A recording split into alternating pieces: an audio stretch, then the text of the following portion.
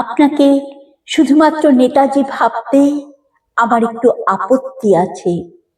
আপত্তি আছে নেতাদের মতো দূরের নক্ষত্র ভাবতে, যারা মাটিতে নামেন না সহজে, যারা দূর থেকে বজায় রাখেন উচ্চতা, যাদের কাছে পৌঁছানো যায় না, যাদের দেখলে ভয় হয়। আপনি তো তাদের মতো নন। আপনার কথা ভাবলেই আমার নত যেন মস্তিষ্ক শ্রদ্ধায় ভালোবাসার বার্তা পাঠায়।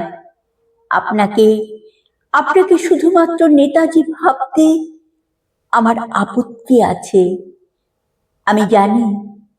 আমি জানি নেতা মঞ্চে দাঁড়িয়ে বক্তব্য রাখেন অহরহ, যার কথায় ঝরে পড়ে গাম্ভীর্য।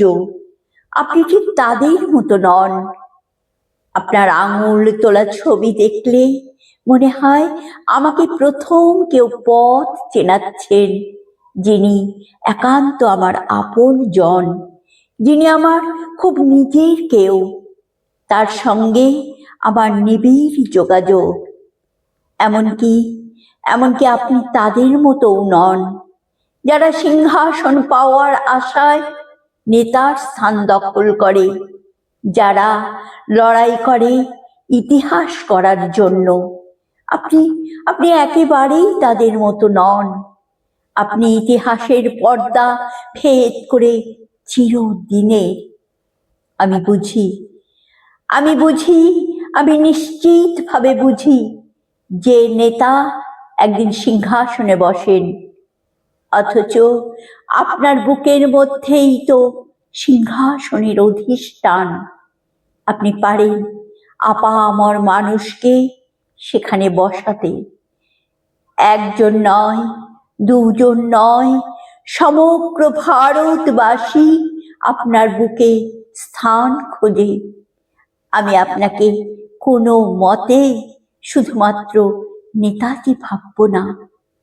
নেতা তো অন্ধকার সময় অতিক্রম করার জন্য আলো খোঁজেন, অথচ আপনার দু চোখ ভরা আলো ধ্রুবতারার মতো জ্বলতে থাকে অবিরত। সেই আলোতে পথ খুঁজে নেয় অসংখ্য মানুষ। আপনি স্বয়ং ঠিকানাবিহীন পথের নিশানা। আপনাকে দেখেই গন্তব্যে পৌঁছে গেছে কতজন।